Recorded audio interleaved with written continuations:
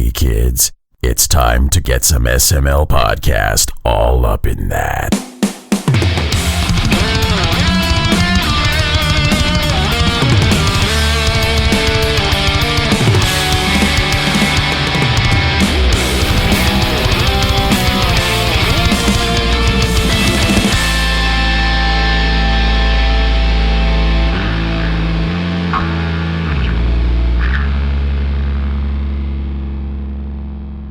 What's up, everybody? This is the SML podcast. I am your host, Joe. Joining as usual, Cole. How are you doing? I'm doing all right. Uh-oh. I mean, you know, there's turkey at the end of the week. Yes, true. And so, like, I have something to look forward to. Everything doesn't suck nearly as bad as it did prior to the election. So Yeah. I have an undeserved sense of optimism. You being And optimistic scares me. You know, you say that, but I'm generally the most optimistic person in the room. I'm disgustingly optimistic under a lot of circumstances. That sounded to me like when somebody says I'm the least racist person in the room.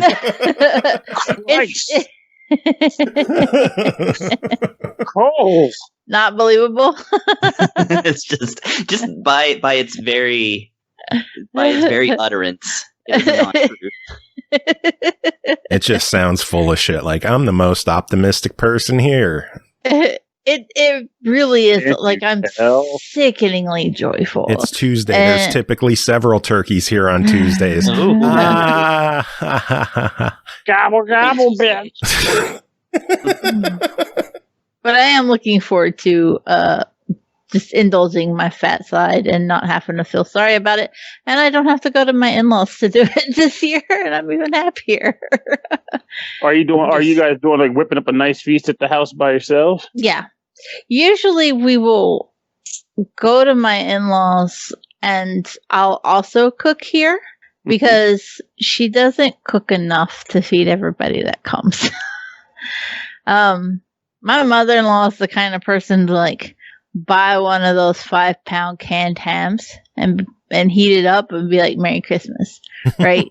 She can't cook to save herself, and love her heart. Like I made lemon pepper chicken one time, and she still complains that it had too much spice. Wow. And everything nice? And I was literally like, this is the blandest I could possibly manage. Wow. This is a 0 pepper rating at Wingstop. Yeah, and like suck anymore for still trying. fusses at me about how it was too much. And for the record, I feel you on that. Like, whenever I come across a person who's like, in fact, I'm not even going to be that. I'm just trying to say it. Anytime I come across a person who's like, I want mild from Popeyes. I'm like, what the fuck is wrong with you? Like, I like mild from Popeyes. The thing about it's like, it's one thing. Like, think about like, there's mild and then there's better, and it's like spicy at Popeyes is not spicy, but it tastes good, you know. And mild is like, it's okay, Joe. You're still my friend, but holy shit, come on, do better. Better, honky. It's like I'm like, or even worse, like Buffalo Wild Wings. It's like, what do you want? Give me 10 mild. The fuck you want? What you butter wings? Why what are is you this? even here? There's better places to get food if you're coming here for mild wings. Come on, man. Shouldn't even be in a wing joint at that point. Let's go get some real food. My God, man, it's just not meant for that. Like, it's literally soaking it in butter. It's just butter wings. Yeah, that's not good. But Popeyes, I don't go to Popeyes for the spiciest shit in the world. I just go to Popeyes for good chicken. Oh, don't get me wrong. I'm not saying spiciest in the world. I'm just saying, even from the scope of good chicken, like Popeyes, spicy isn't spicy, and the flavor is where it's at. It's like the spicy flavor there is just good, but it's not hot or spicy. It's just good chicken. Mm-hmm. You know? So it's like it messes with you. Because of what the fuck? Oh my God, this fucking puzzle. What? Playing his review games. I'm sorry. The point is, Popeyes. Holy shit! You guys eat Pernell's spicy getting food. distracted by games. But the thing is, like, well, I mean, let's be honest. At the end of the day, though, the point is mild. I can understand it being good because it's literally butter wings. But no one should eat mild. No one should freaking eat mild in anything ever. Just don't get spice at all. Just get like, I don't know, get some. What do you want on your face? Give me some pepper. No, that's too spicy. Just What are you, like my in-laws? just rub a brick of peppercorn like. You want to against- talk? You want to talk spicy? They don't let me put paprika on the deviled eggs What? as a garnish. Wow. Jesus. First because of all, it's spicy. Paprika's just for color. I know. that's the right answer. Like, I know it's supposed to be spicy, but really, I use paprika just for the color. Like, it just looks nifty. I do use like smoked paprika from the Amish shop, I do like In my smoked hometown? paprika, yeah. and like it's super good. So it has a little more oomph than just being like McCormick paprika. There goes our McCormick sponsorship. Ruined sponsors. It's my job. You're dead. Where am I going to get like, bay leaves now? grow that shit yourself. You're dead to us, SML. It's Never. the apocalypse after all. I gotta go to the store now and spend $1 on a gallon of onion powder. Christ. That's an odd flavor thing, too, by the way. I don't like onions, but I'm okay with onion powder. I'm the Same. same way. Yeah, Yeah, I can't. I like the onions, texture and of I virgin. like onions and I like onion powder, and I do recognize there's a total difference between the two. They're both good in their own way for cooking. Because I've had people outright say, like, why do you like onion powder? I mean, how do you like onion powder and not like onions? Like, I don't know. I just know onions suck.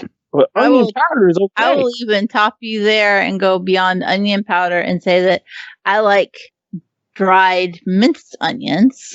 Gross. But the moment that they are like fresh, you get the fuck out of here with that. I don't need that in my life.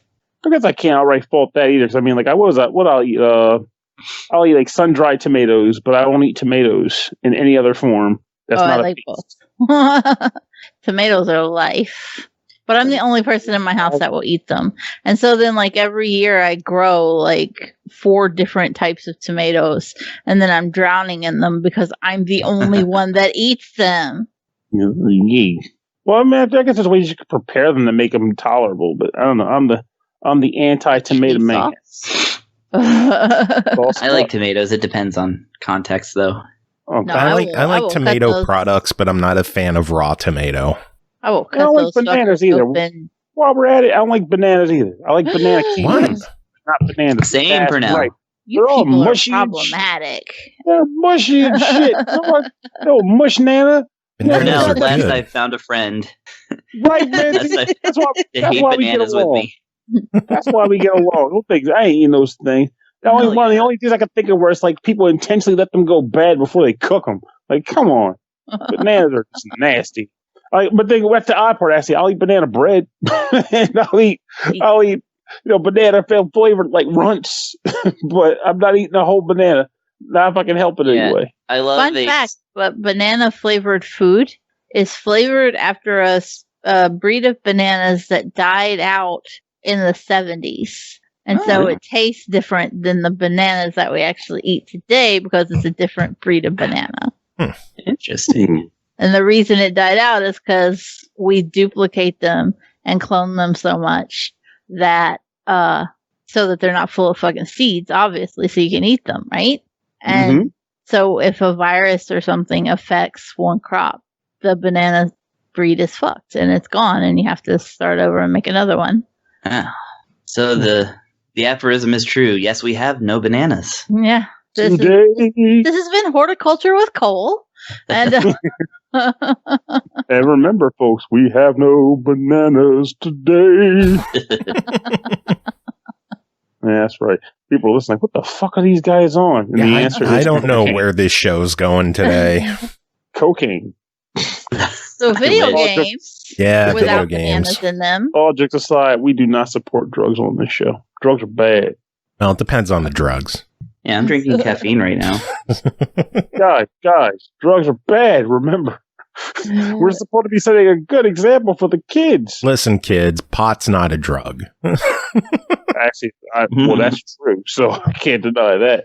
Even when I was a kid hanging out with when my parents were like, you shouldn't do any drugs, Pernell, and I didn't. And all my friends were like doing weed and stuff. I'm like, I don't really feel anything about this. You guys are smoking cigarettes, which are far worse, so you don't get to lecture me on doing drugs. Yeah. Yeah, my drug of choice tonight is Mountain Dew Merry Mashup. Ooh. Is that back now? Yep. You know how sad that is? The fact that I still have a can of Mountain Dew Merry Mashup from last year. Really? Yes, it's been sitting on my kitchen table for an entire year, and I am not ashamed. It's just weird that I would keep it. Damn. Even I don't save soda that long. Oh, you really want to know? I got one for you then. I still have Dewshine. What? Why do you have a douche after an extended period of time? No, Cole. You said you have a douche on, and I'm just here trying to understand. Dewshine. What has happened here? Dew shine. Like moonshine, but Mountain Dew. Mm-hmm. Nope, still a douche. Yeah. Oh, I know Pernell's a douche, but that's besides the point. But this douche drinks Dewshine. Thank you very much. But I still have a bottle of it from when they released that whole thing. It's just been sitting on my kitchen counter. I'm like, I should open that. It probably tastes like ash now, but I don't know what to do. Part of me is like, drink it. The other part of me is like, just let it sit there and drink it 20 years from now. Sell it on the eBays. If anyone's got internet on them right now, they're in front of you should look it up. How much is Dewshine going for on eBay? That would be a trip if I could sell that. First I sold my Rock Band drum set. Now I'm selling Dewshine. Little bit cool. $8 for empty bottles. Ooh, for the empty bottle. $52 for mason jars. Someone's got a 12-ounce glass bottle, unopened, $8.99 with $10 shipping. Limited edition Dewshine Mountain Dew, never opened, rare, $90 for $9.90 shipping. But that's probably just the asking price, but it probably didn't sell for that. I can't imagine it sold for that much. It's either buy it now or make an offer. Oh, okay. Yeah, in that case, they're just hoping. It has dust. They didn't even bother to wipe the dust off the top of it. They're like, whatever. I'll do what I want. But that's it. Honestly, I can't even fathom paying that much for a freaking fake soda. Or not fake soda, but an old soda. What are you doing with your life? Well, I got money to burn. But then again, who am I talking? Who am I kidding? I ate freaking 1985 Garbage Pail Kick gum, so. Well, here's another one for $14.99. So that guy might be a little overzealous with his. Yeah, the $90 guy is out of his mind. Well, here's another one for $90 though. But it's the 25 ounce. Yeah, the big 25 ounce jugs. I can understand why those are more expensive. Well, remember, that's what I have. I have the jug. When the big 25 ounce jug. I thought you meant you just had a glass bottle of it. No, it came in a cylinder with the freaking old Slukenheimer. Yeah, those are the ones that are selling for $90. Yeah, I have that one. So they're selling for $90. Uh-huh. Holy yeah, guess what's going on eBay after this episode? So little bit of douche, folks. Who wants some old ass rancid soda for $90 damn dollars? Wow. Yeah, it's in the wood planky looking can with a green top and a little yeah. In my kitchen right now. These are. You should send me a picture, Pernell. We'll use that as the image for the episode. Okay, remind me when we're done recording. I'll snap a shot and send it over to you. It's just sitting there waiting for me to do something with it. If you got the car, it's $100. I don't know if mine has a card. I just have the cylinder itself. Like the little die-cast Dale Earnhardt Jr. cars, they're going for $100. And then somebody has a promo sign for $55. Intriguing. See, I can work with this. Don't worry, guys. I'll let you guys know the juicy details when my old soda makes me a mint. Also, I might start looking at that Mercari, by the way, because I didn't tell you. I got hit. They hit me pretty hard on the fees, too, for that Rock Band set. Yeah. And that sucked.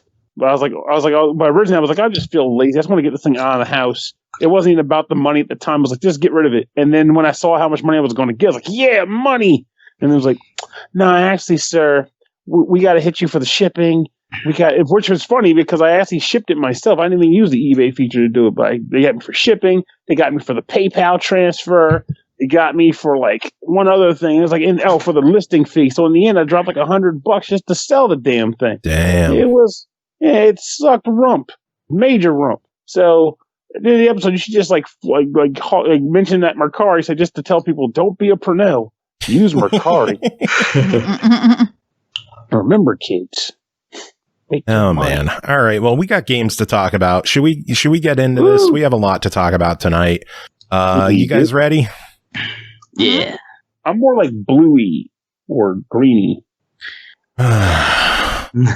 First game to talk about tonight is called Sniper Elite 4, developed and published by Rebellion. Released November 17th on the Switch for $39.99. One bullet can change history. Experience tactical third-person combat, gameplay choice, and epic sharpshooting across gigantic levels as you liberate World War II Italy from the grip of fascism. Chris, tell us about Sniper Elite 4.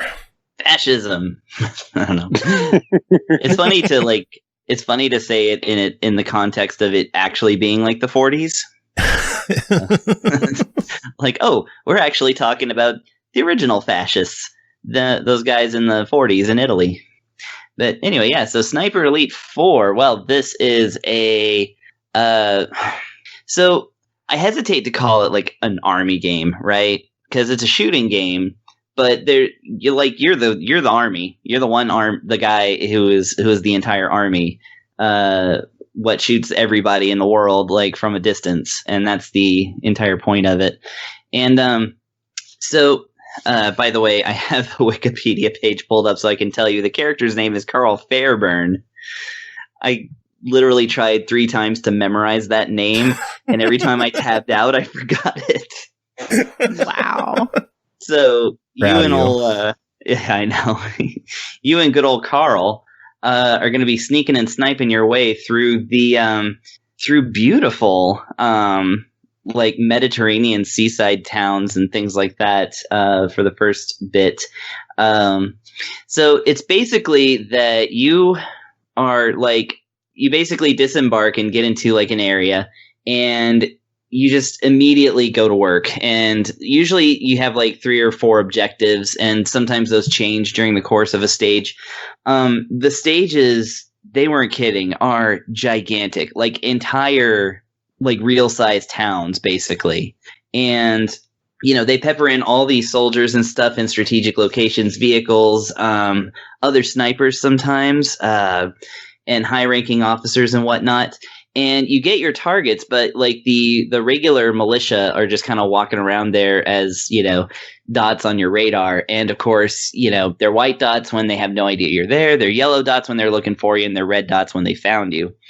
The idea is to get yourself hidden and make sure that you get yourself at a far enough distance that when you start taking them out, they don't go from yellow to red, because you want them looking for you but not actually finding you. But the game's really good about so basically, you have your sniper rifle, and then you have your machine gun for mowing down dudes with a machine gun.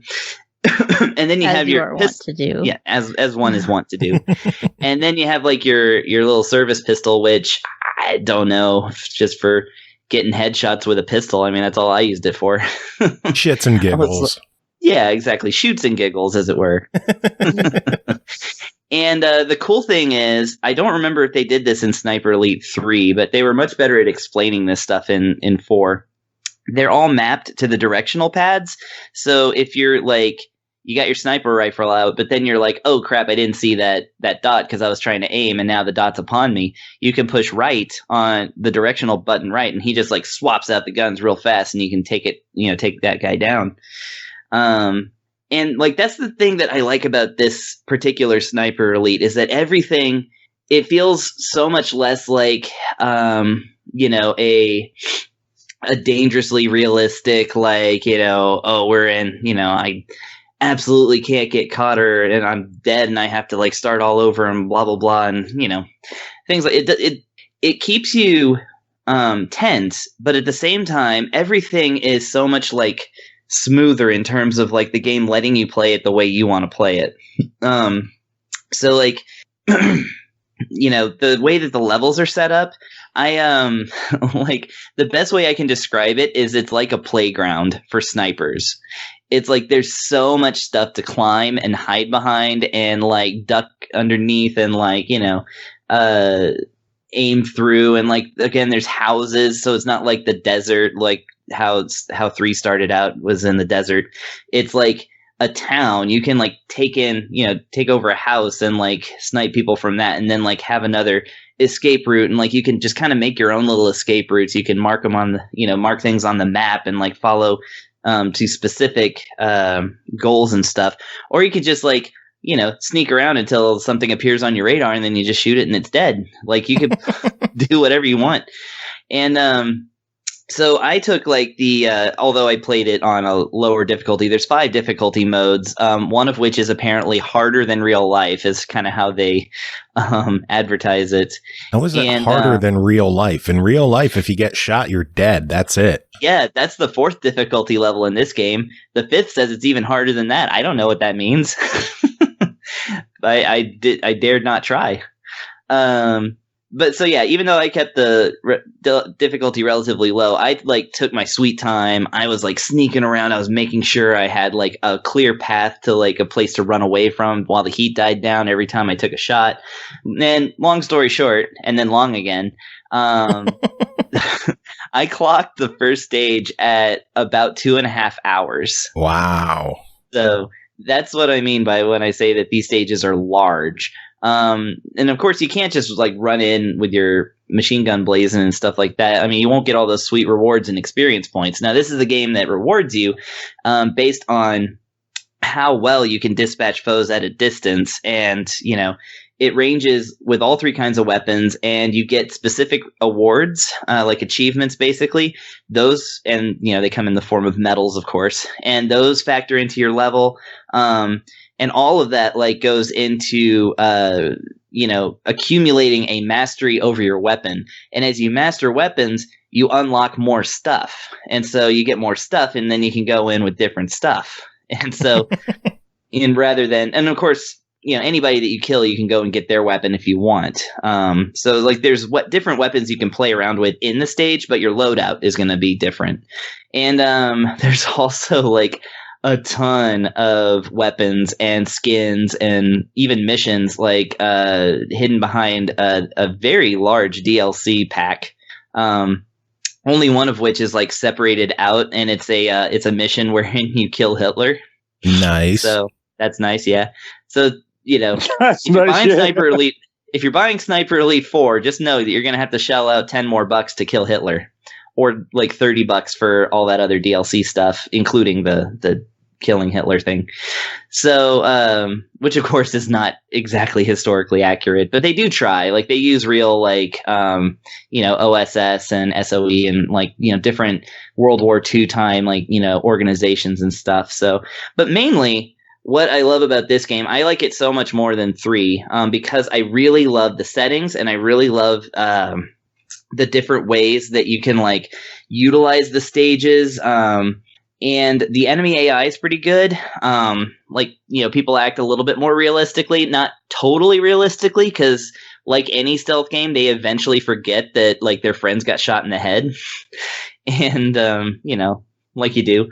And of course, by the way, this one brings back the infamous X-ray system, whereby, if you nail a headshot or something like that, it goes into bullet cam mode, where it shows like the camera behind the bullet, and then it cuts to the foe, and then it cuts away to an X-ray of their skeleton and eyeballs and guts and stuff, and then it shows the bullet enter in and just like explode everything within, and then they fall back, of course, and it rates you on how well you did. And yes, I have Did you scored get some any testicle nut shots. I was just going to ask if you got any nut shots. Nobody cares about the headshots. We care about the nut shots. Yeah. I got a testicle shot while the soldier was leaning over to help his friend. So from the rear. Oh, Damn. poor guy. At least they cleared his body. He didn't get lodged in there. Yeah, I don't know what happened to it. I just robbed his corpse of bullets and stuff to put into my guns.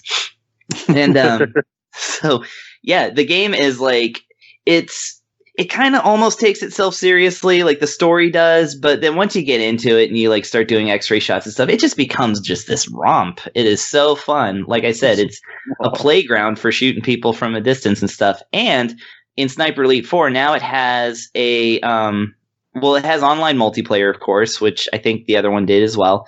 But this one has a local and online co-op mode. So you can have up to 4 snipers in each stage blasting away. And I don't know how that plays out because this is not the time to have friends over. Very true. But this game does feature that. And some other stuff that it has like a nice shooting range so that you can like learn how to use your gun and stuff. Like I said, some of the difficulty levels feature stuff like ricochet shots and like, quote unquote realistic ballistics and stuff like that. And there's just like a ton of content. Like not only are the stages long, there's a lot of them. And there's, like I said, a lot more DLC. There's just a ton of like experience to gain and levels to gain in each and every weapon. So if you are into sniping, like this is pretty much heaven right here. Nice. You mentioned the DLC. A season pass is available for $29.99, or the digital deluxe edition is $59.99. So you could save $10 if you want to get the full package. But just the base game at $40. What do you think? I say this is definitely a buy it. As a person who doesn't really like army games, but does like shooters and loves like stealthy type, stuff like this game, I just kept going back to it. Like if it weren't for the fact that I got off work early one of these days, I almost didn't play my other games. But this game will really suck you in, and it is a lot of fun. I recommend it for anybody who's wanting to get into this series because like it's really good stuff. So I say it's worth the $40 for sure. Sweet. Yeah. Next game to talk about is called QV, developed by IZZLE, published by CFK, released November 26th on the Switch for $14.99. Start a dimension jumping adventure with QB. That's all we got for you. Pernell, tell us about it. Oh, well, so I guess I better start my dimension hopping adventure with QB. So this game, this is one of those cases where I saw it on the eShop and went to request it because it resonated with me due to the style of gameplay that was presented in the actual trailer. And it genuinely did not disappoint me in that regard. What am I talking about? Well, there is the concept of gameplay that doesn't get a lot of love these days. It's like the isometric puzzle platformer, so to speak. Well, less platforming because you don't jump in this game, but isometric puzzle adventure, I'll call it. And the idea of this game is that you control a girl named QB, who is a little girl who there's a weird narrative they try to slap in there where she's trying to resolve an issue with the dimensional core. And she's trying to do so by going between a bunch of different worlds and activating a bunch of like magic doors. And that's ultimately supposed to help her do it. So the way they break this down is that you go to each 6 different worlds. Each world has about 10 stages in it. And when you land on the stage, your goal is to maneuver her through the level to find a gold switch that will unlock a door to exit the stage and then reach the door and get out. Now, what is there that she can do while you're navigating this top-down, isometric perspective? Well, her primary ability is that she has a magic brush, which allows her to manipulate, stone walls, specifically stone walls. And you do one or two things with your brush. You can either A, make the stone wall split open and reveal a door so you can walk through it. And the other thing you can do is paint a portal onto the door. Sort of like, the original, just like Portal in that old Valve game. You create a portal on one slab and then create a portal on another slab, and you create a gateway to travel between the two. If you decide to make another gateway setup between two more slabs, you'll create another gateway. So you can have like multiple gateways on one stage if you really want to or need to. At that point, that's the main thing that she can do. But on each stage that you go to, there's also like other gimmicks that unlock for that stage where you have to manipulate other objects or creatures to progress through the stage. And honestly, it's a lot of fun just to do that, just to play around with those elements of the game.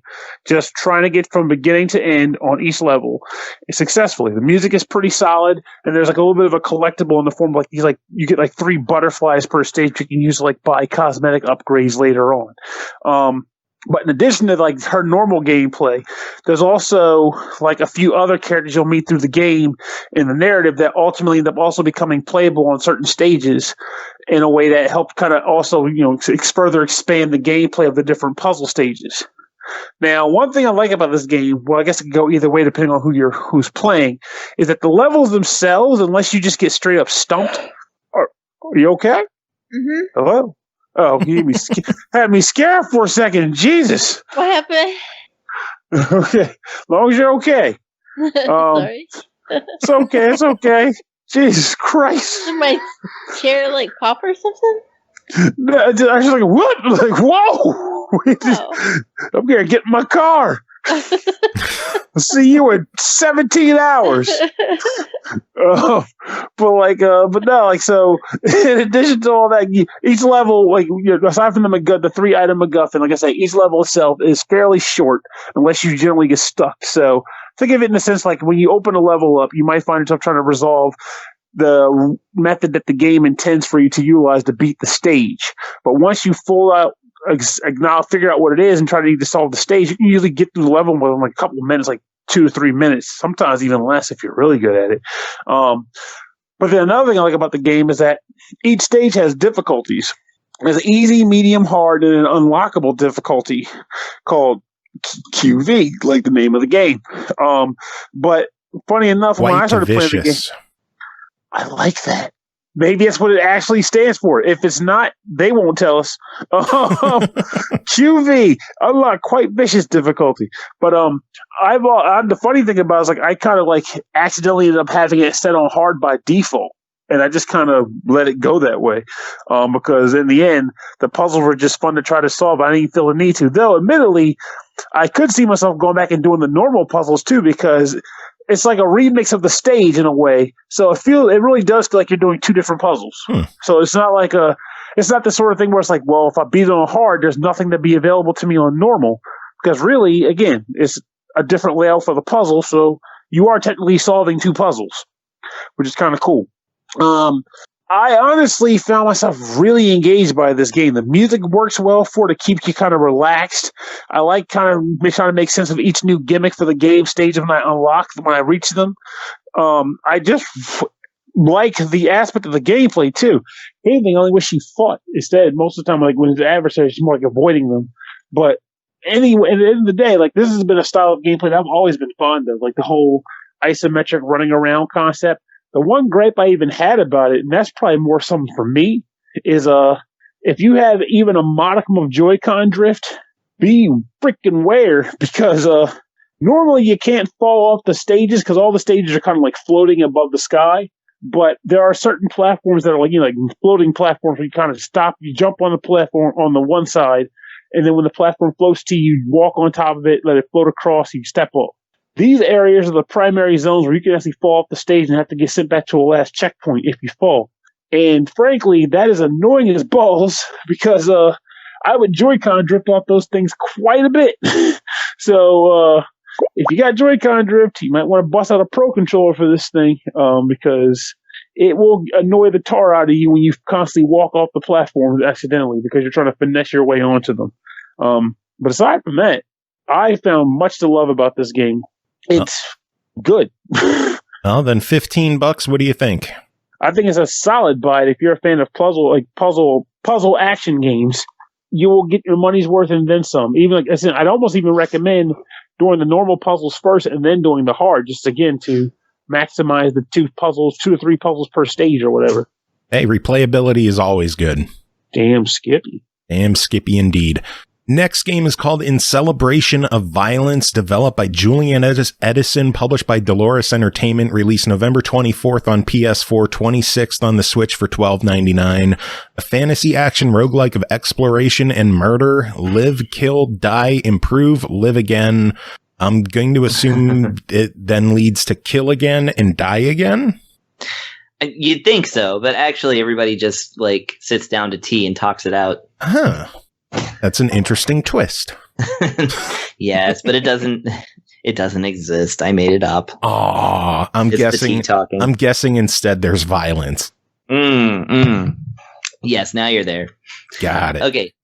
So In Celebration of Violence, which, honestly, like when I saw that, I was like, oh, this has got to be like a shooter or something like that. And it's all like, super bloody and like, I don't know, satirical or something, like some goofy ass thing. But no, it's actually not. It is as they say, a fantasy roguelike with, oh man, difficulty with so much difficulty. And it takes itself quite seriously. I would go so far, and I don't usually describe video games as like this, but I would go so far as to say the game is dour. Dour. Just the intro, you're going to be like, oh, what am I getting into? It's like, I don't know. It's funny. Funny in the sense that it's unusual, not funny like humorous, because it's just talking about death and priests and pilgrims and all this other stuff. So you start the game. You start with 4 different types of characters that you can load out, like pilgrim, merchant. One of them is just a coward. You can just choose to be a coward. I don't know what that gets you, because the game kind of starts off the same way. You start off in a hub world, of course, like any good roguelike. And imprinted on the floors are actually a description of all the controls and stuff like that, which is kind of interesting. But the game really withholds a lot of information about like what things do, and how to progress and how to do anything really. You've got some other people in the hub that kind of talk to you a little bit about, like, speaking almost allegorically, like hinting at certain things, and everything like has a number on it because it all costs something. And so you get out there into the world and you got your little swingy weapons. Now, this is a top-down type of action RPG, where the smallest weapon I could find was twice as large as the character sprite. And yeah, like other people, of course, if you run into too high level of an enemy, human, whatever, that has another weapon, like sometimes those weapons are like 4 or 5 times longer than the characters. It's pretty crazy. Like, but they're very small sprites. Like this is like, even smaller than NES like sprites. Like it's hard to describe. They're very just little Lego characters. It's like if a kid had like a very small Lego set, but they wanted to pretend to be playing Dark Souls, like, and they were like, like just had their 2 little characters in each hand and were swinging them around. That's kind of like what this game looks like. And the sound. Okay, so I'm not going to get down on the music too much. It has the effect of unease and dourness that it's going for, but it honestly sounds like somebody like, put on some ambient tune and then their cat started walking across the piano. And once I got that thought into my head, it happened every time. Anyways, though, so yeah, you swing at these enemies really slow. The stages go in like the same order, but they're different in layout, and more importantly, they're different in what items are in each level. And the items and different things like that are what like really kind of turn this. It like shows a little bit of the rest of the iceberg that this game is. So when you kill enemies, they drop little purple things, which are experience points. However, those experience points are what literally everything costs, apart from some things cost materials, which you can extract from the environment, which is a whole nother system I'm not going to go into, but there's resource collection as well. So those experience points, once you get enough of them, and each enemy is going to drop a fairly good amount of them. So there will be encased in crystal, like all kinds of little items and stuff, and spell books and, weapons. Mementos are some things that are in there. And the number value is how much they cost in those experience points. Now, you no longer have access to the hub once you've left it. So therefore, you can't just go back to that hub and start buying stuff. Oh no, that's for loadout. In the levels, you collect these items by spending your experience points. And then when you inevitably die, because you will die hundreds and hundreds of times, thousands maybe, you get a fraction of however many experience points you died with that you get to then put towards leveling up your character. Now, if you get like 10 points of experience and let's say you collected like 60 experience points, and then before you could purchase a life-saving item, you end up getting shot with an arrow that you couldn't dodge, and then you die. That happens a lot. Well, then you go back to you restart, you live again, you choose your character again.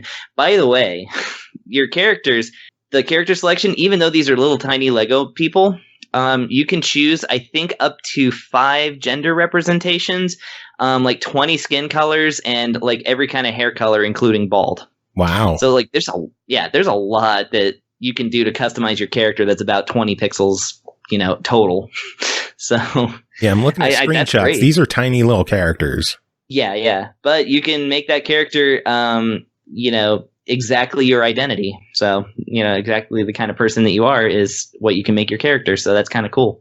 Anyways, so like different things happen when you come back to life. If you spend 10 experience points, there's about 8 different stats that are represented on the lower left of the screen, like strength, dexterity, speed. Of course, speed and dexterity are different, and endurance, and your health meter. And you can pour 10 points into one of those to gain a level, and that thing will go up by 1%. And the potential amount that those can go up to is in the hundreds. Oh, geez. Like basically, yeah. You can get hundreds of levels in this game, and you probably will. So the thing about it is that you're meant to spend these experience points in the game getting items to like help you survive. Like level's not as important as these items. And here's the other thing that's just, this game is impenetrable, by the way. When you pick up an item in one game, so you pick up like a chip sword or something like that. Well, it will show you a few letters in the description of that weapon, and so and then you can use it. And then like when you die and go pick up that weapon again, a few more letters appear. You have to collect the items in subsequent playthroughs a lot of times in order to even know what the item is really. So that's why you're meant to like spend all these like points in the game to like actually, uncover these items and like uncover their mysteries and just like all this other stuff. It goes so deep. And I didn't even know that until like I had already died like 20 times, and I went to read some FAQs because the game wasn't going to tell me anything. And yeah, this one person this game has like collected a community of extremely hardcore fans that have written these long playthrough guides on like Steam and stuff, and like they still don't know everything in the game. So like on its surface, it's a really super hard roguelike that you're never going to win until you put enough hours into learning it. But it goes so deep and so like wide on the amount of things that you have to know and have to play through, in these many deaths. Then yeah, you will feel that this thing is in celebration of violence. Like the title. Like the title. Like the title. Yeah. Well, $12.99. What do you think of this one? Okay, so there's this truth to life that if one works hard and plays one's cards right, you can end up with an excess of money or free time. This game is for people who have the excess of free time and not a lot of money. If you only have your $12.99 and you want one video game to like play for the rest of your life, then this is a hearty recommended buy it. For folks who are hesitant to get into games that are extremely hard and dense and a little on the slow side, then I'm going to say it's a try it at best. However, I had fun with it, and I'm definitely going to be going through it. I might even buy the Switch version just so I can do the portable thing, because that's the only way I can put hours into games anymore. So I like it, but it is a try it. Sounds good. And I will cross my fingers that they eventually bring this one to Xbox, because I think it looks pretty cool, and I'd like to give it a go myself. Heck yeah. Yeah, it's worth it, like, once you start getting into it. Yeah, it looks really cool. Mm-hmm. So come on, Dolores Entertainment, bring it to Xbox. Do us a solid. Yeah. Next game is called 80s Overdrive, developed and published by Insane Code, released May 7th on the Switch for $9.99. 80s Overdrive is a 2D pixel art racing game designed to take you back in time when 8 and 16-bit consoles and arcade games ruled the world.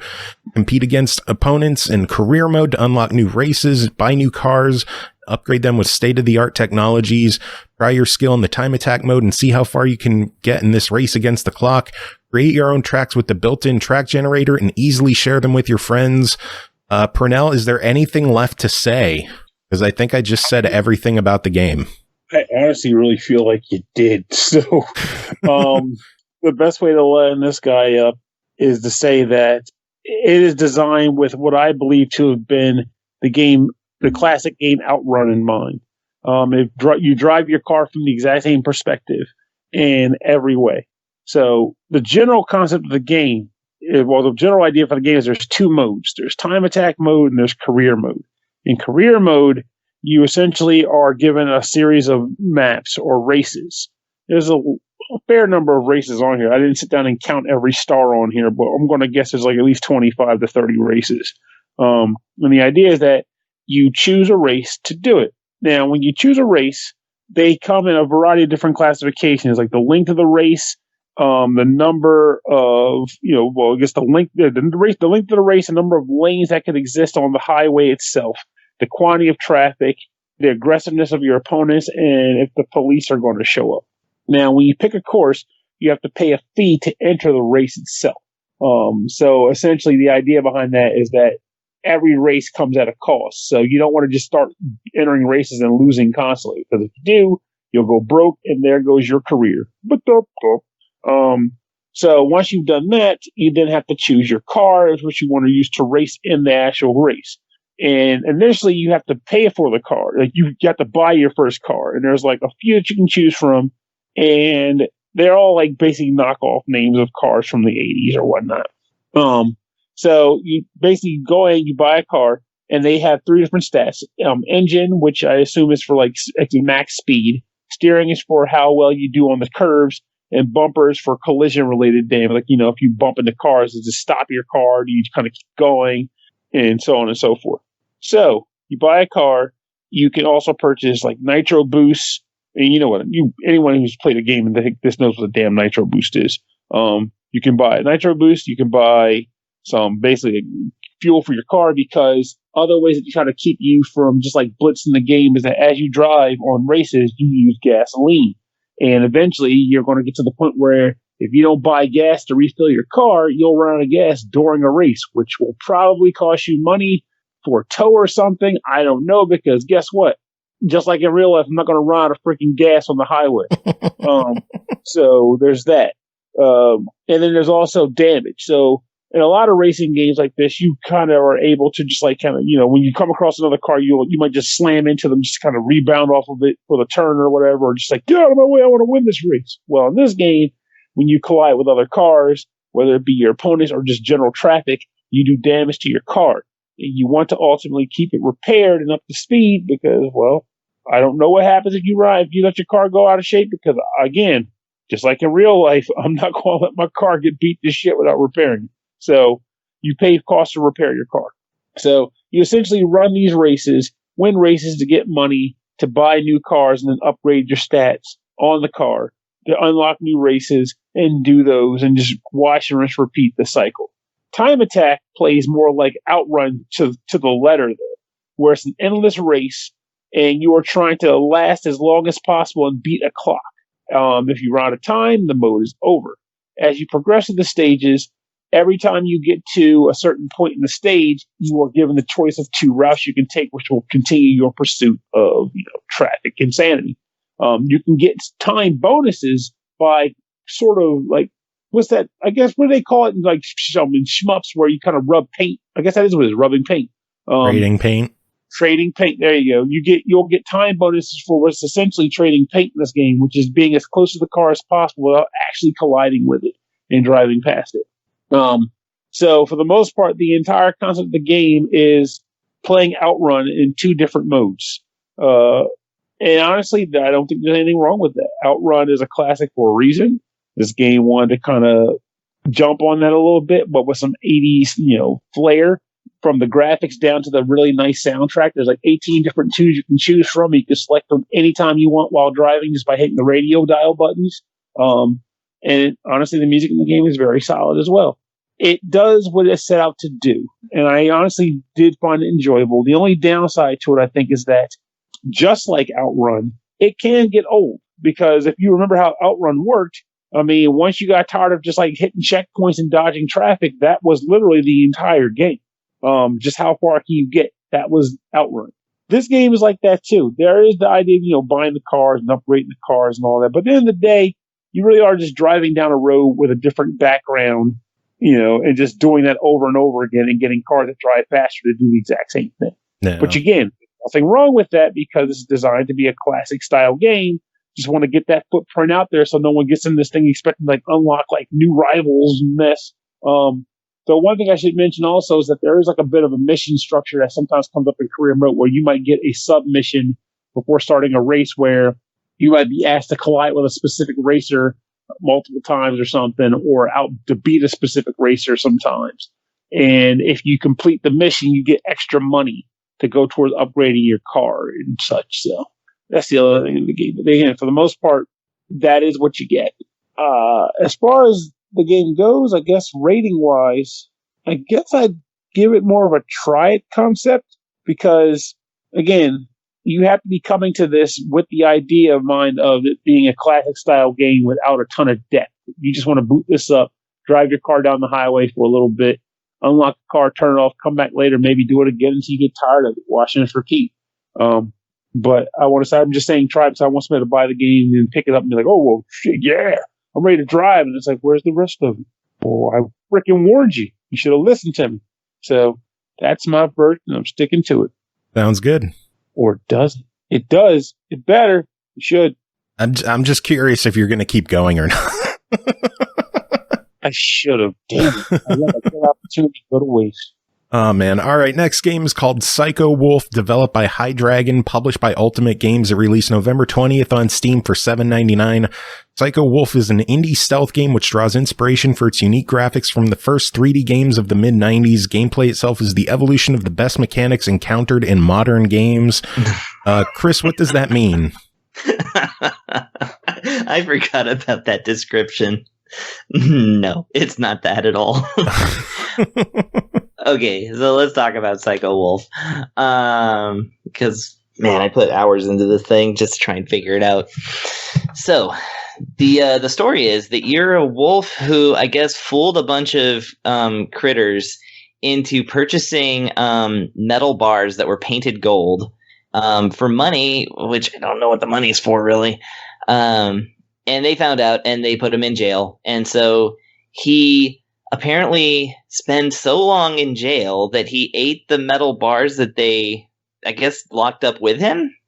And it turned him into a psycho. So then he broke out of jail. And now your job is to go around, I think, 13 levels of different like animal villages and stuff and murder everybody. Like literally everybody.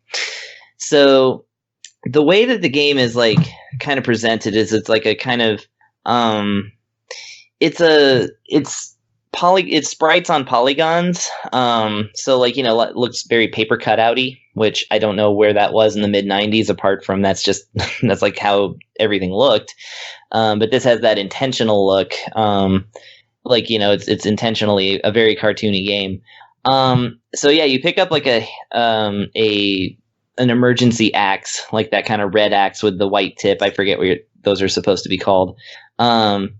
And yeah, you run around, and so there's different types of animals. There's deer type animals that are fast, but they don't fight back, and so you can just murder them if you can catch them, or you can gather up resources, and you can turn those resources into traps, and so you can take some of those metal bars from before and some nails and make like a bear trap, and so that will kind of help you out, but.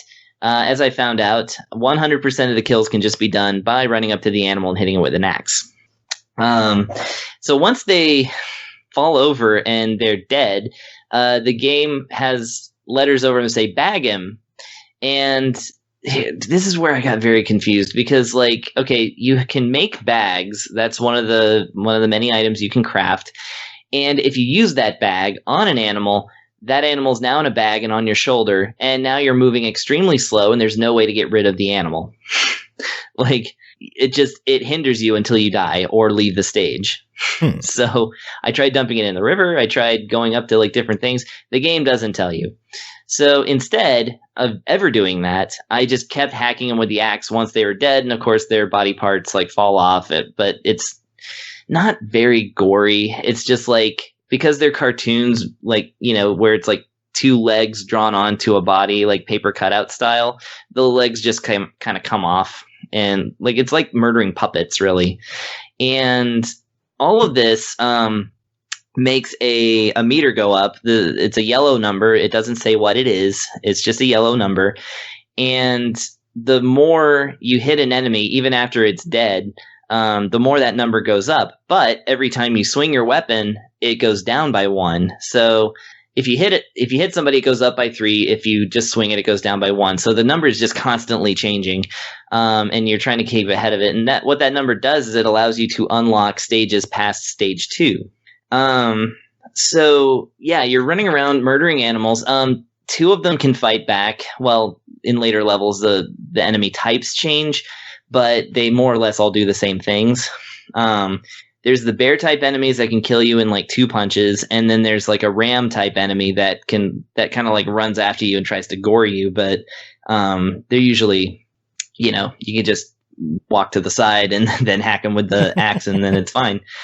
Yeah, the game never explains anything, and so I did my due diligence and I went to stage 2, I killed everyone in stage 1. I killed everyone in stage 2, grabbed up all the resources and stuff. And I went to stage 3 and unlocked it. And then I got killed because, if you don't dodge a bear in time, then it'll pretty much end your thing right there. And you have to always start the level completely over again. And when I got back out of stage 3, even though I had unlocked it, it was asking for that stuff again, the yellow numbers. And I was like, what? You have to unlock the stage every time you play it until you beat it? And I was like, okay, that's very odd. So instead, I just went back to level 2 and I went back to level 3 and I cleared it out again. And I had so much money, not money, but yellow numbers, that I went to stage 6. And when I unlocked stage 6, I went in and it had, because I wanted to see different scenery and hear different soundtracks, because I'll get to the soundtrack in a second. I went to stage 6, and then it unlocked every stage up to 6 once I beat level 6. So I was like, is this on purpose? And so they also advertise this as a stealth game. So you can build yourself a really, funny looking, bad, disguise of a bush. And, I don't know if it works or not, because again, most of my kills were just walking up to the enemy and murdering them right there. But there's also bushes that if you walk up to them, it's push the button to hide.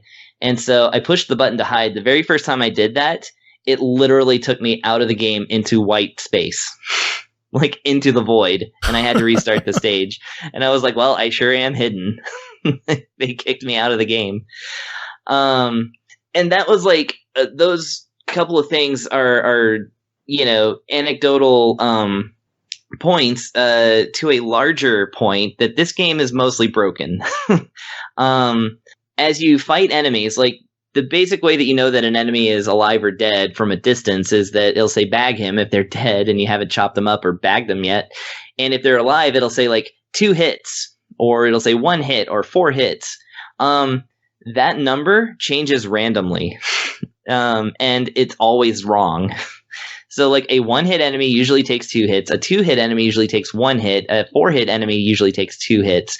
And I couldn't find any rhyme or reason to any of that. It was just like, I think they just didn't program it well enough because there's no life meters or anything apart from yours. So most things just went down in 2 hits, you know, it's kind of how it went, including me. The soundtrack is, so here's the thing.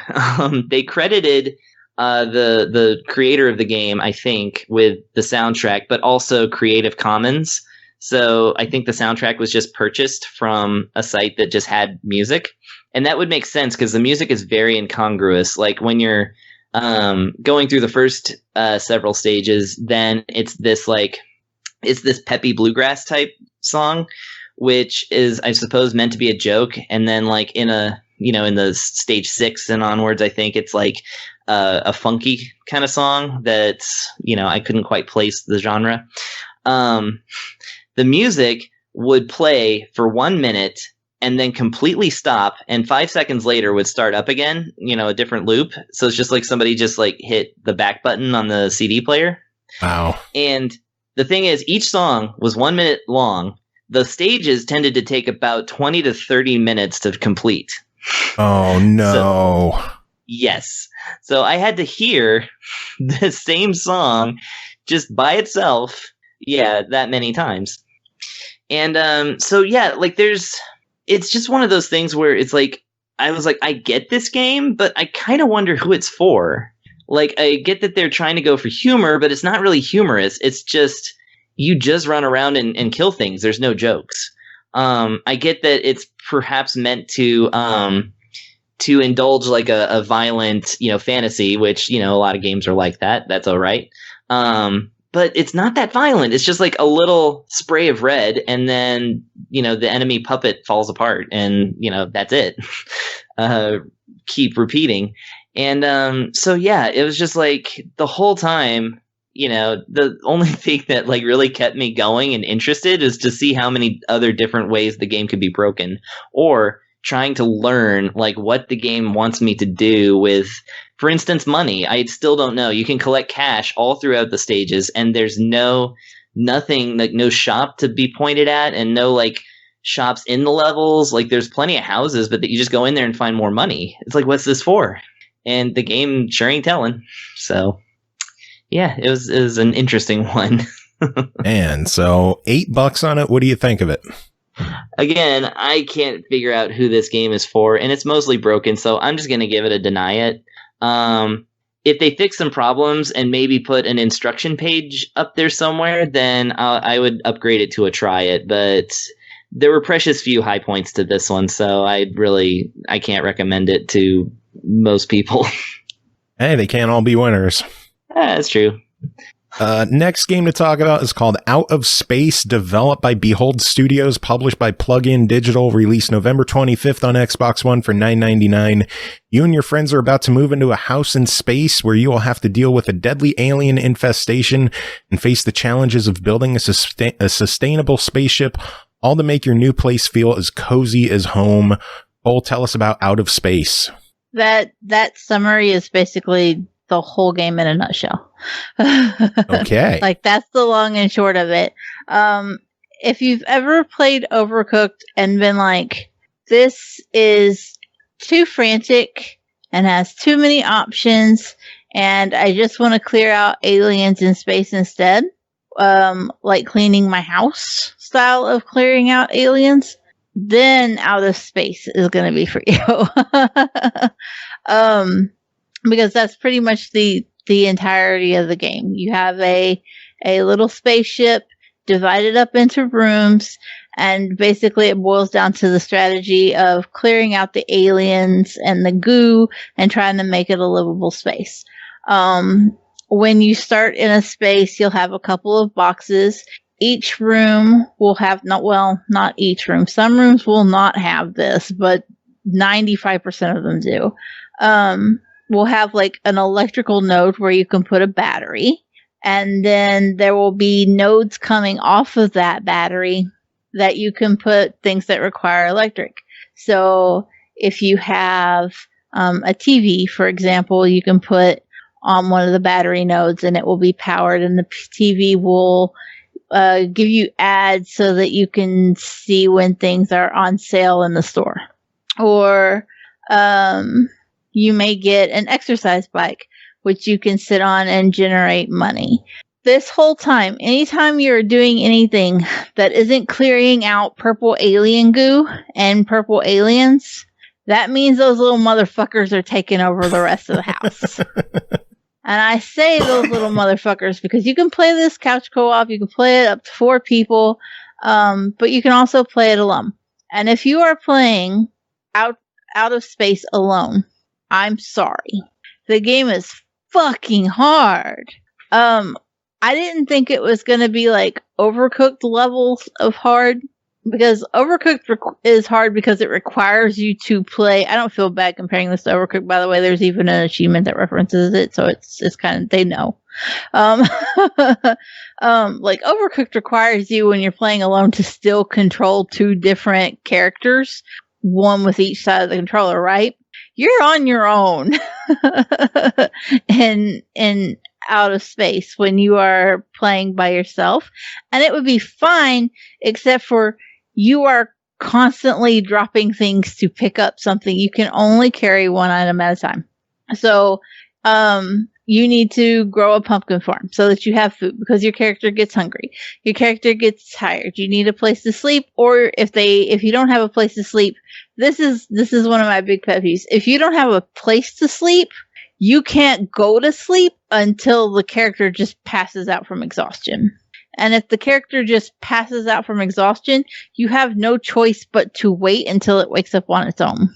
So, of course, if you're not moving, the aliens are taking shit over. They will come in the vents. If there is even the tiniest little trace of purple goo anywhere in the ship, it will spawn an egg. The egg pops. If you're lucky, you can catch it, throw some water on it, and get rid of it. But if you are not lucky, if you are passed the fuck out, when you wake up, that egg is going to pop, and there will be alien goo everywhere. I imagine that's what it's like living with teenage boys. There's just goo everywhere, and you don't want to touch any surface, right? Imagine that, but the video game. It's incredibly frustrating. Now, I do want to shout out the devs, because I got extremely excited when I popped the game open and it was like, we have an accessibility mode if the game is too hard for you. Fuck yes. I have a pissed off cat. Every game should have an accessibility mode. Every game should have accessibility features. So I go into the settings to turn accessibility mode on, and I am greeted with a warning that doing so invalidates achievements. No. Why? Dear developers, I hope you are still listening. It's a little shady at this point in the review. But if you are, don't do this shit. Okay? Don't do this shit. I am disabled. My fingers fucking hurt. Playing a game like this by myself is stressful enough, just in the state of being me. Don't punish me because my body's already doing it on its own. Okay?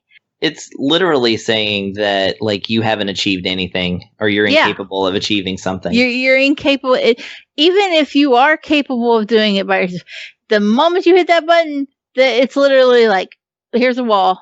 Fuck you. Don't make a game harder, and don't punish players who are outside of their capability. We can't control that. You know, I can't control that I get hand fatigue.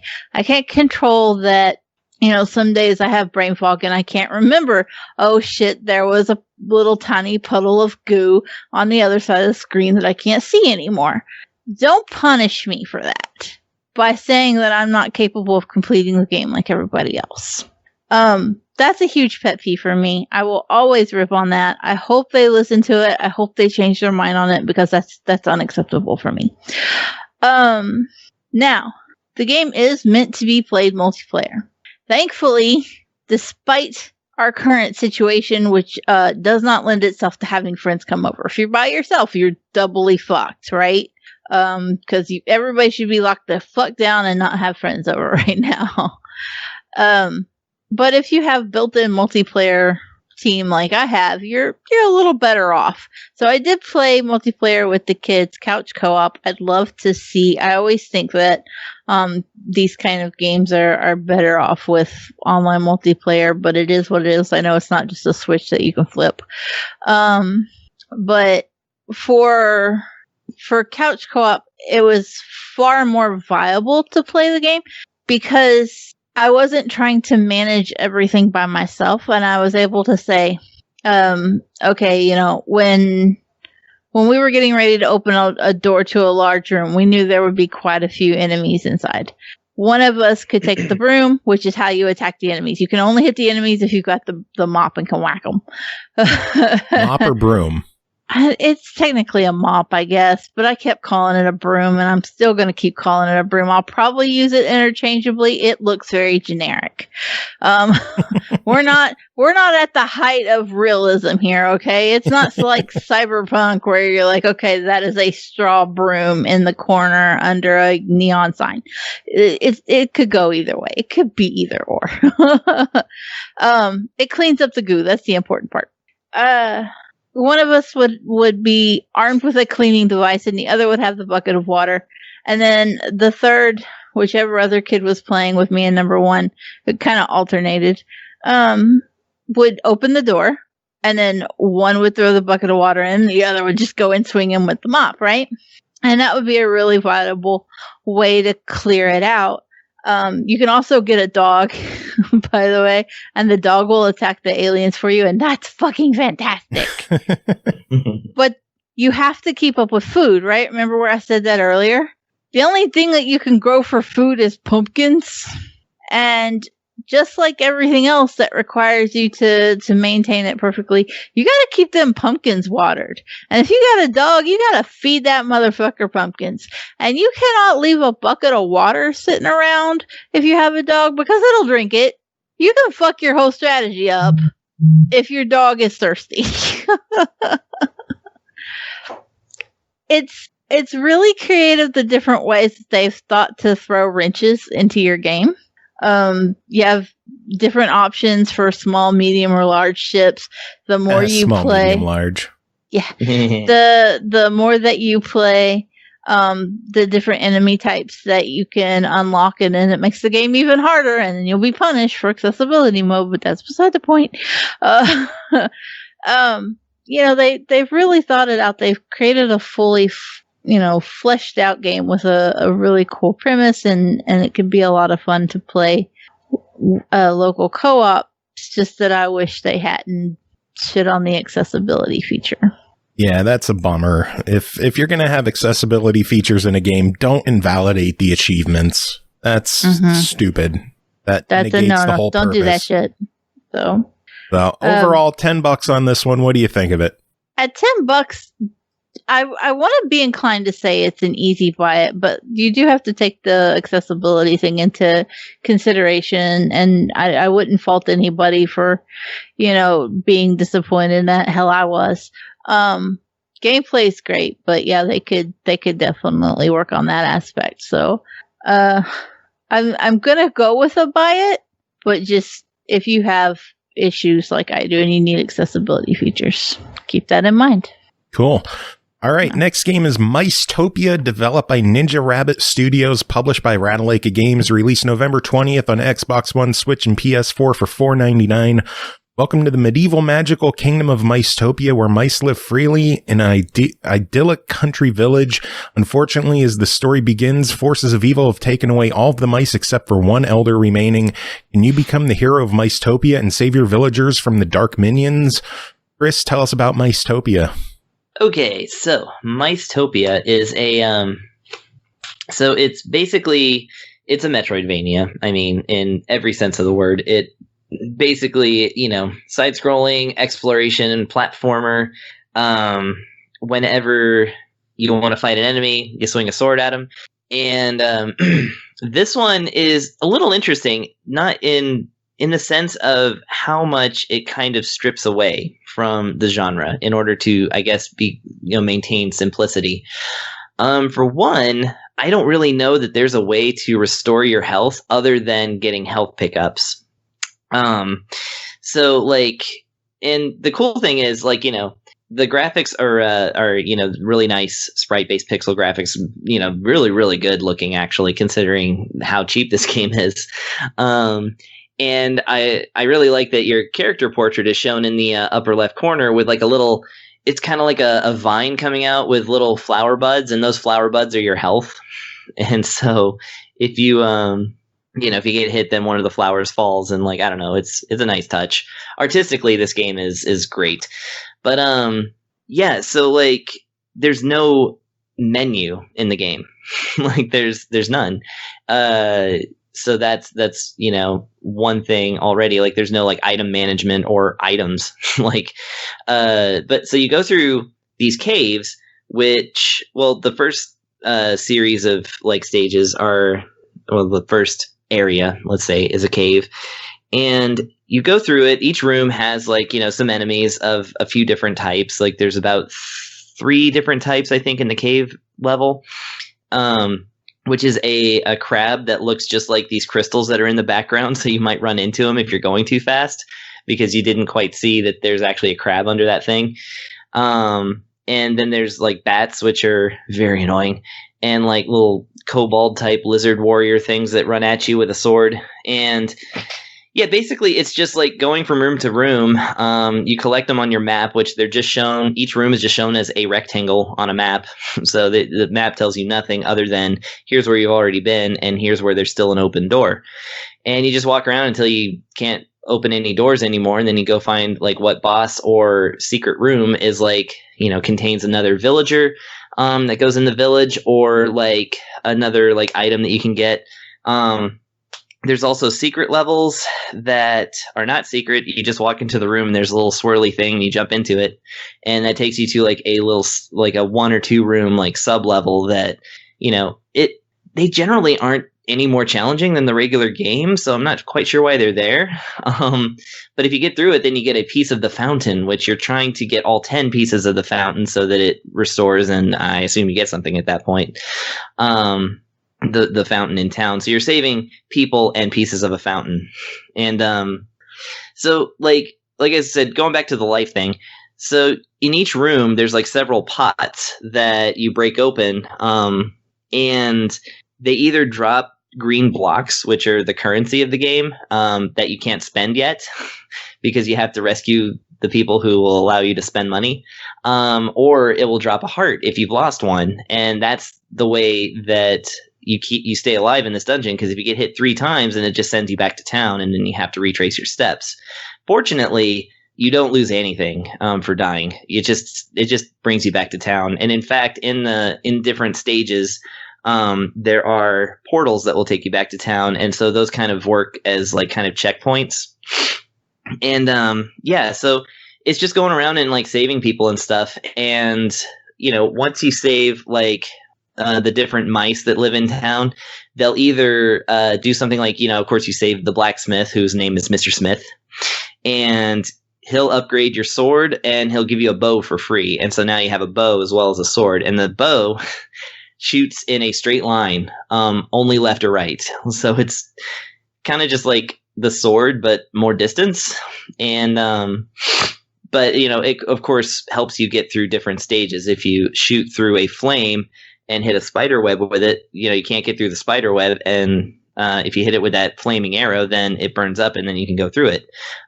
Fortunately, there's a flame in front of every spider web. So therefore, the game sets that up pretty nicely. So yeah, it's just extremely simplistic, and it does get challenging, especially in the beginning before you get that bow and the ability to upgrade your sword, because it's just like you're just wandering through this dungeon trying not to get hit 3 times. Or if you do get hit, you just keep, every time you re-enter a room, all the enemies and like the pots come back. And so, you end up doing this move where you just keep going out and in and out of a certain room just to smash one pot and hope that it drops a heart instead of the money that time. So yeah, like, and of course after the cave, I think there's like 3 bosses in the cave, and then you go to the forest and there's bosses and other critters there, and so on and so forth. Despite all this, I could not help but be charmed by this game. it's really simplistic, but at the same time, that's kind of like what's good about it. And that's pretty typical of the Ratalaika published genre, is to say, whenever they come out with a game. It's like, there's not a whole lot of depth to it, but you really do want to see it through to the end. And once you do start getting upgrades, it becomes a lot more fun. It's like, because now you actually have a chance. You're actually saving up money for a thing. It's just that, like, it kind of, although it does follow the rule of the double jump, which I've explained before is, how long from the start of the game till when you get the double jump is a factor. And the double jump is the very first thing that you get. The very first mouse that you save teaches you how to jump twice. Yeah. It's vital. Exactly, it's vital. So yeah, it follows every rule of the Metroidvania, except it does not even attempt to bog you down with any sort of like management or organization. It's just keep clearing the rooms until you save something or kill something, and then you get the other thing that'll let you go into the other rooms, and then just keep going. So, it has that as a strength and a weakness simultaneously, but where its real strength is in the presentation, because the graphics, even though they don't have that awesome, like, sparkle that something like Alwa's, Legacy has, it's still nice. It's really nice looking. And the town theme is really good, even though it's not chiptune. But the stage themes are chiptune. So that's, I don't really care about that. It's all good music. And yeah, it's just like, it keeps you coming back, but it doesn't demand very much of you. And I think if you get 5 fountain pieces, rescue 3 villagers, and obtain, I think, 2 weapons and 2 special moves, then you get a platinum trophy. So yeah, it's a Ratalaika, so you just expect those to be fairly easy with achievements.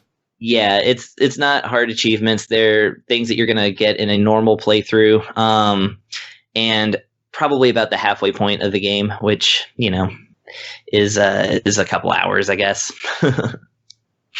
Cole, did you get any time with Micetopia? I did, and I kind of just agree with Chris. Like, it's really pared down Metroidvania, but what's there is solid gameplay at the same time. Yeah. The control is incredible. It's really, it feels good to play. Yeah, like if you hadn't told me it was a Ratalaika, I wouldn't have known it off the top of my head. I would have been like, yeah, this is just a little bit of a pared down Metroidvania with, pixel graphics that are good. Pixel art's not my favorite, but for what's there, it's good. It's well done. But it looks decent. It plays well, and I thought it was really solid. Well, then overall, $5. What do the two of you think? I say it is a buy it and a fuck it, why not? Yeah. Yeah. I was going to roll with the fuck it, why not? I think that it can be a little frustrating because it is so pared down in the beginning.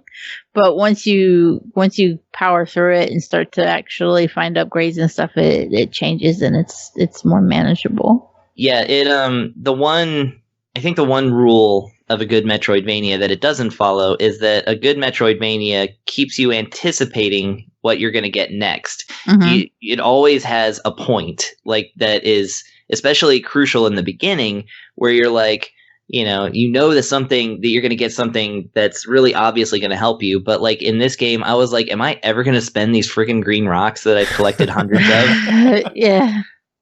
And then once I did, it was fine. But yeah, and obviously for $5, this is not a strong criticism of the game. It's just like, in general, I think a design concept that Metroidvania making folks need to keep in mind is, keep them focused on the purpose of what they're doing, and you'll find people retaining the game a lot better and getting farther and heaping more praise upon it because, yeah. Cool. Cole, any thoughts? No, I agree. Cool. I'm on board. All right. Well, one final game to talk about tonight. We got one more installment of Black Desert, developed and published by Pearl Abyss, available on Xbox One and PS4, with packages priced at $29.99, $49.99, and $99.99, depending on what you want to get. The Prestige Edition launched at retail for $29.99. It includes a black leopard pet, some in-game currency, a bunch of other bonus goodies there. Black Desert is a living world MMORPG. Experience fast-paced, action-packed combat, hunt monsters and huge bosses, fight with friends in a guild to siege nodes and region castles, train your life skills such as fishing, trading, crafting, cooking, and much more. Pernell, this is week 3. What did you think of your time over the past month with Black Desert? I think that in the end, I almost feel like I hit the nail on the head on week 2 with it, which is that it's a competent game, and the flow of combat is still probably its greatest selling point. Because even if the actual adversaries aren't particularly, intelligent, you still get a sense of like freneticness when you're actually chaining a series of moves together, assuming you can remember all the damn button combinations for like the gajillion moves you'll learn. But if you are that person, then you have a lot at your disposal that's a little bit more fun to do than clicking icons at the bottom of a screen, which is what a lot of MMOs have been over the years. The actual systems that work in the game are still also very convoluted, because for the record, I never quite got a full grasp on like the 3 different daily awards you get when you log into the game. I would just boot it up and like, if I got a stamp, I got a stamp, whatever. I never quite truly got a handle on like a cool like thing to go about trying to do in the game. And what I mean by that is I pretty much spent my entire time talking to a dude, getting an arrow to pop up. I'd follow the arrow, resolve the mission. If I got a sub quest, every once in a while I get the cognitive logic, the reasoning to be like, okay, I can go find the quest screen in the main menu and just try to select one of those quests and hope to switch it to navigate and then follow that arrow. But nothing that ever made me go, I'm going to specifically pursue this quest line and resolve it. It was just new arrow, new follow arrow. Bosses are a particularly interesting lot in this game, though, because the bosses follow the same issue that I had when I first logged into the game, which is that you boot it up and it's just like a sea of guys showing up, and every time you destroyed an object, the respawn rate needed to be kept so high because of the volume of players that the object would just come right back. Or enemies, whether it be an energy enemy or a destructible object. Bosses are like that kind of too. Because since they're not really any instances, everyone's populating the same world. If you get a quest that says go and fight this boss, you'll go up to the boss area, summon the boss, or provoke the boss, or whatever you have to do to make the boss come out. Whoever's in the area at the time is just going to fight the boss with you. You're not in a party. It's just a bunch of people sharing the space, and you all wail on this dude. I fought a boss at least one time where I beat my instance of the boss, and the quest was still wrapping up the description of like, you completed the quest or whatever. And another one just started crawling out. It was like, well, I guess I'll just fight this one too, because shit, and there's something about that just kind of kills, unless you're just doing the whole, getting check boxes for new stuff bit. It takes some of the volume out of the game where like I said, like I've played MMOs in the past, and if you beat a boss generally in those, usually the ones where they give you instances, of course. When you beat the boss, you kind of would have that moment of like, okay, what is the loot that I just got? Look at the loot and compare it, or celebrate with your team if you're playing with a team of players and whatnot. You feel some symbols of, okay, I completed this. This feels kind of good. It's done. Whereas in this, it just felt like nothing. It felt anticlimactic, So overall, what ended up happening with this game was, I would say it's a beautiful game when it loads, because, and I think maybe this is a console issue, but I had, even this far in, I had more than a few moments, even post full game boot up, even at this point, where I'd enter a town or go to a location, and I'm talking like gray silhouettes, because the game didn't completely load up the NPC I was going to talk to yet. So I was like, wow, this is something. But I guess it didn't matter too much, because, again, I didn't care about most of the people I dealt with. Though the voice acting with those people was pretty good. They did a good job with the VA. It's just, I didn't care. So it feels weird to even describe it this way, because at the end, it really does take me back to this concerning question of, did I have these issues because I'm an old man? Or did I have these issues because this is an overwhelming product that doesn't train you pretty much in any way on like how to approach it? The most you get as a tutorial is you might be able to ask the little black blob, black spirit thing, what is cooking? And he might say, here's some text. But nothing outright just goes in like here's a learning session. Here's how you cook. It's just cooking something, you buy ingredients and you make shit. Whatever. But it's a very overwhelming product that looks nice. And it doesn't have any real weight to it. It's just busy work. So is that because I'm old? Is that what MMOs have become? Or is that just what this MMO is? I don't know. I think it's just what this MMO is. It's different from other MMOs. I appreciate the fact that there's a heavier emphasis on interesting combat instead of just clicking a button and letting it resolve itself. I can agree with that for sure, because I still even if enemies weren't particularly challenging, that was the thing I enjoyed most about it. It was like, oh, that's cool. I'm doing my string of attack combos and whatnot. Side cut. Though some of the attacks did kind of overlap in a way where I was like, I wanted to do this attack, but it just always does this attack because the button combo to do it is so small to read on the screen that I think I'm doing it right, but maybe I'm doing it wrong. It was like, to be for specific, and just for anyone listening, the attack in question was the Celestial Spear. I could never quite get it to work when I wanted. It was always an accidental activation. Like, oh, okay, there it is, Spear. Yeah, I feel like at the end of the day, this is definitely not a deny it, because the game is definitely playable. There is enjoyment to be had from it, but it's also far from a buy because of the fact that you have to be a very specific type of player to boot this bad boy up and untangle the web that it's giving you to come away and say, I have a game plan in mind. I'm going to do these things. I'm going to love it. No. A lot of people are going to be like me, where they want to boot the game up. They want to be at least kind of given some kind of like direction of like, here's the gameplay loop. Enjoy, and then from there you decide what you want to do. Do you want to focus on the trading economy? Well, guess what? We gave you a decent tutorial on how to deal with the trading economy, so get started. No, and this is just like, oh, fuck, there's trading. Use some contribution points. Where the fuck did those come from? I don't know.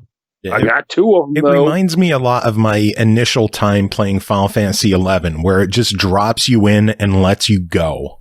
And there's not really much to guide you. At least they do give you like quest markers in this game. And I appreciate that when there are places that you have to go to, you can open up your quest menu and just select the move to option and your character will auto run there. I wish there was a fast travel system, but at least there's an auto travel system. So you could set the controller down and hit the bathroom while your character runs for 10 minutes. Honestly, it wouldn't surprise me if there might even be a fast travel that we just couldn't unlock. I don't think there is. I don't think there is a fast travel, but I could be wrong. I haven't found it. I haven't seen any in reviews. I haven't seen it mentioned. So fuck if I know. Overall, $30 on this one. I personally think it is worth checking out. The Prestige Edition for $30, I think, is a worthwhile purchase just based on all of the goodies that you get included in there. The in-game currency alone is enough to buy you some inventory slot upgrades, which I would definitely recommend you go with inventory upgrades before any cosmetic goodies. But $30, your verdict officially? I think it's a try, though I 100% agree with what you just said about inventory. That shit's important, even if there's storage trunks in the game. Get inventory slots. God. Yeah. And it's almost like a tease with a little black clouds, like, here's some inventory slots. And then the print is like, good for one day. Like, no! Permanent, damn it! They know how important inventory is. That's why he gives it to you for a friggin' day. But yeah, I'd give it a try because, again, I'd be concerned about saying go ahead and buy this, knowing that there is a wall to climb, a hefty wall to climb, and I personally didn't experience the reward for I didn't experience the reward that comes from surmounting the wall. No. So I can't in good faith say buy it, but I can say try it because there is a game there that can be enjoyable, and there was stints of that I personally did manage to enjoy. It was just everything around it that was like, what? No. You want to know what is awesome, though? The fact that Root Beer Is My Jam just subbed for 19th month. Isn't that crazy, Pernell? Yeah, woo! We love root beer. Is it me or the other one? Oh, I'm asking you, Pernell. Oh, that's great. Root beers. It's not just your jam. It is also my jam. Fucking yeah! Oh, man. And Cole, thank you for the 100 biddies. Yay! Why are you doing that? Oh, I don't know. It seemed like a good idea at the time. Cole's okay too, I guess. Cole just wants to get a shout out on the show. Yeah. I'm always here and nobody ever acknowledges me. Nobody appreciates my presence. Hey, I we love how the appreciate your show presence. already- That's why Do you you're know how here with hard us. it is? Do you know how hard it is to be a mod in this channel? Oh my god. Not hard at all. We can't even Okay. start the show my without God, I'm a mod in this dooting. If you don't doot, the show can't even start. So I think you're quite appreciated. Just saying. Just saying. Raider Biz says Eternal Rage is my favorite member of the SML podcast. Aw. I appreciate you sucking up. and Ian acknowledges my pie. Your pie. Yeah. Well, There does you go. anyone have any final words before we before Thanksgiving? And Eat I will pie. go pie. with bitches. Eat so much. Eat so much Enjoy pie. that shit. Season Don't let your anyone fucking come over. turkey.